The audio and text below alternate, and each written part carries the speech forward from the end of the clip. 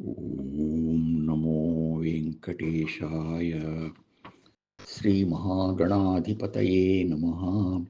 శ్రీరామకృష్ణగురవే నమః. సద్గతిః సత్కృతిః సత్తా సద్భూతిః సత్పరాయణః శూరసేనో యదుశ్రేష్ఠः సన్నివాసः సుయామునః.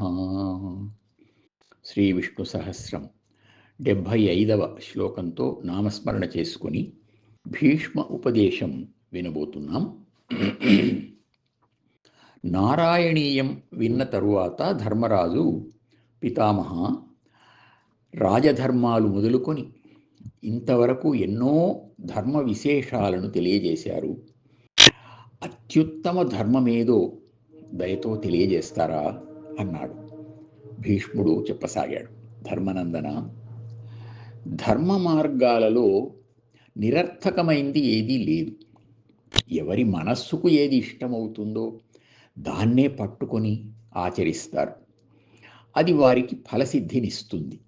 సాధకులనందరినీ చూస్తున్నాం కదా, వారికి అనుకూలమైన మార్గంలో వెళ్ళి అక్కడే వాళ్ళు ఉత్తమ స్థితిని పొందుతున్నారు. సరే, అది అలా ఉంచు. నారదుడు ఒకసారి ఇంద్రసభకు వెళ్ళగా ఆయన స్వాగత సత్కారాలు చేసి, మహాత్మా, మీరు లోక సంచారం చేస్తున్నప్పుడు ఏదైనా ఆశ్చర్యకరమైన విశేషం చూచారా అన్నాడు.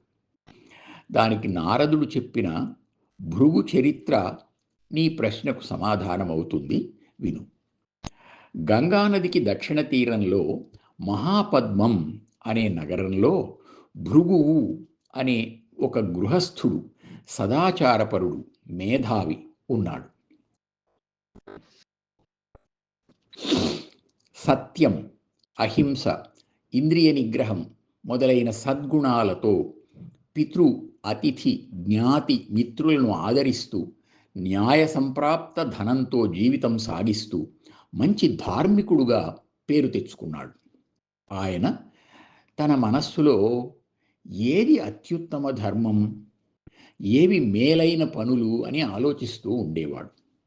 ఒకనాడు వేదాధ్యయనపరుడైన ఒక గొప్ప వ్యక్తి వారి ఇంటికి అతిథిగా రాగా ఆయన్ను ఆదరించి విశ్రాంతి సమయంలో తన మనస్సులోని మాటను చెప్పి, నేను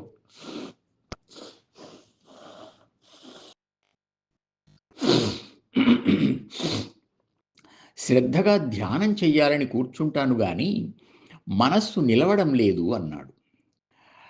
నేను కూడా అదే సమస్యతో సతమతం అవుతున్నాను.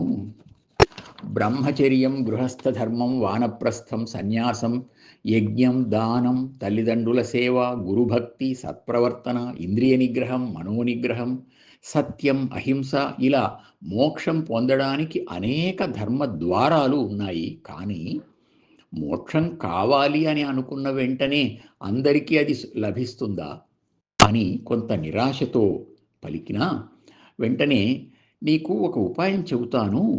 నైమిషారణ్యంలో గోమతీ తటాక తీరంలో ఒక నాగేంద్రుడున్నాడు, సర్పరాజు. ఆయన పేరు పద్ముడు. ఆయన చాలా గొప్ప గుణాలు కలిగినవాడు. అతిథులు అంటే చాలా ప్రేమ. ఆయన్ను దర్శిస్తే నీ కోరిక తీరుతుంది, నా మాట నమ్ము అన్నాడు. భృగు చాలా సంతోషించి ఆ పూట మరుసటి రోజు కూడా ఆ అతిథిని తమ ఇంట్లో ఉండమని ఆయనతో ఎన్నో ధార్మిక విషయాలు మాట్లాడుకొని తరువాత సాదరంగా ఆయన్ను సాగనంపాడు.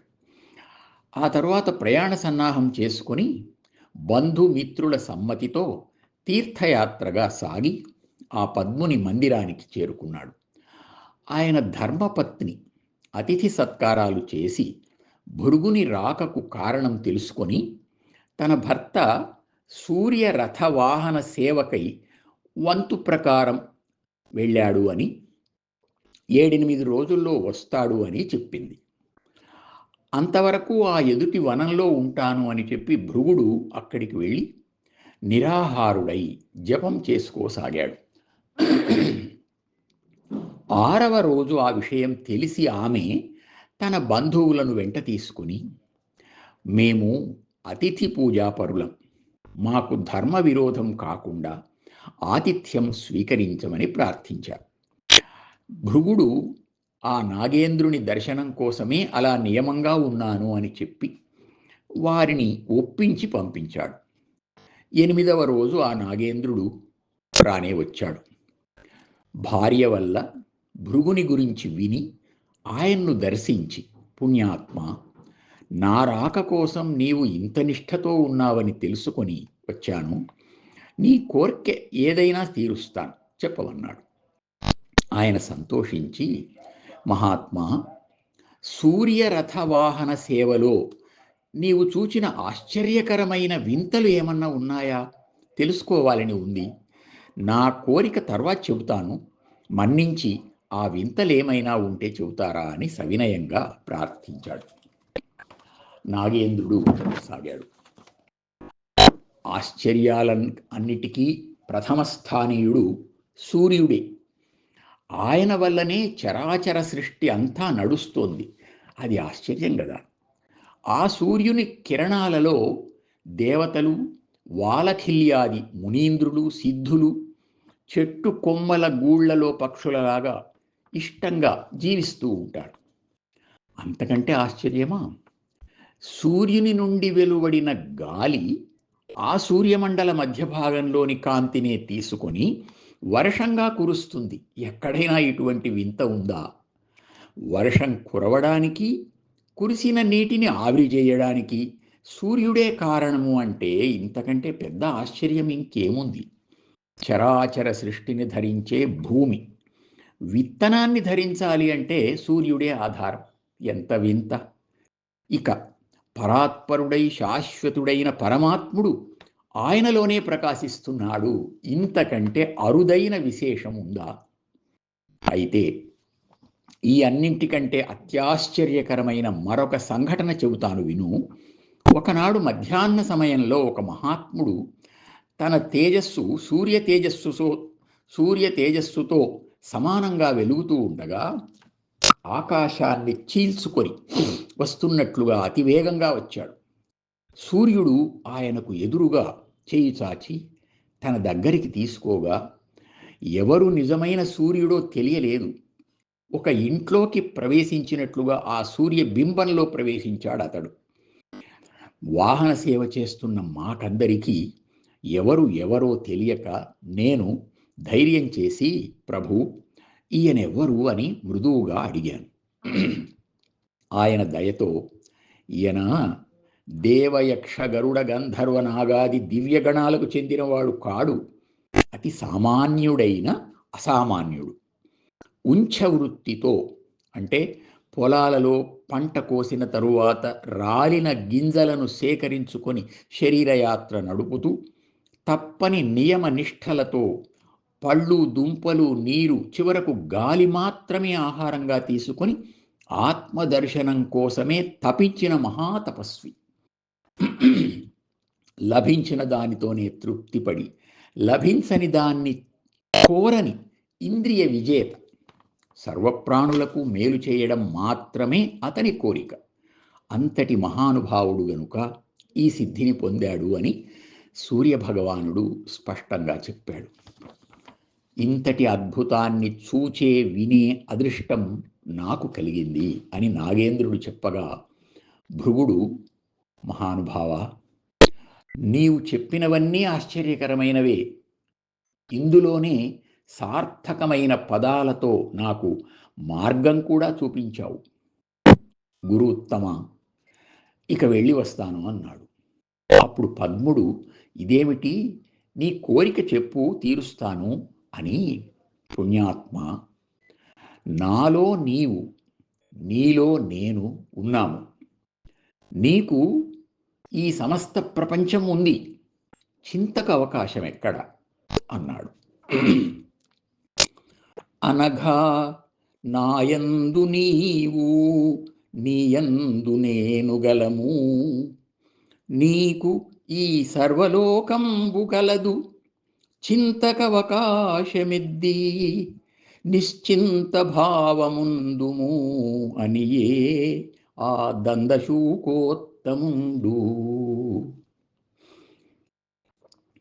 అప్పుడు భృగుడు నీవన్నది నిజం. సమస్త ప్రాణులు, నీవు, నేను, జగత్తు అందరము అందరుగా ఉన్నాము. తెలుసుకోవలసింది తెలిసిపోయింది. ఇక ఈ విధమైన సర్వసమతా దృష్టి నా వ్రతం. ఇదే నా వ్రతం. నీ దయతో ఇది నాకు లభించింది.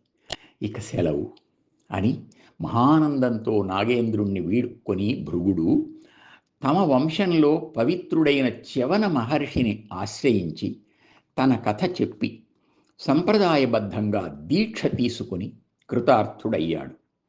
ఈ పవిత్ర చరిత్రను చ్యవనుడు జనకుని సమక్షంలో నారదునికి చెప్పగా ఆయన నుండి ఇంద్రునికి తరువాత వసువులకు ఈ కథ తెలిసింది. పరశురామునితో యుద్ధం చేస్తూ నేను కలత చెంది ఉన్నప్పుడు వసువులు నాకు సకల ప్రాణి సమదర్శిత్వ సంపాదకమైన ఈ కథను చెప్పి ప్రసన్న మనస్కుణ్ణి చేశారు. కనుక ధర్మనందన, ఇంతకంటే పరమధర్మం ఏముంది? సర్వసమత్వం, తనకై ఏమీ కోరని నిస్వార్థత్వం, ఇదే పరమధర్మం. పరమ ఆనందానికి కూడా మార్గం ఇదే అని భీష్ముడు ప్రేమపూర్వకంగా ఉపదేశించాడు. ఈ కథలో ప్రధాన దైవం సూర్య భగవానుడు. ఆయనకు లోక బాంధవుడు అనే పేరుంది. ప్రద్యోతనో దినమణి ఖద్యోతో లోక బాంధవ అని అమర నిఘంటు.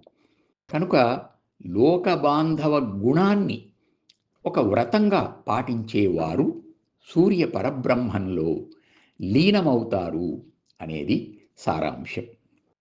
ఈ విధంగా అద్భుతమైన సందేశంతో శాంతి పర్వం సంపూర్ణమైంది. ఇక తరువాతి భాగాలలో ఆనుశాసనిక పర్వంలోకి ప్రవేశిద్దాం.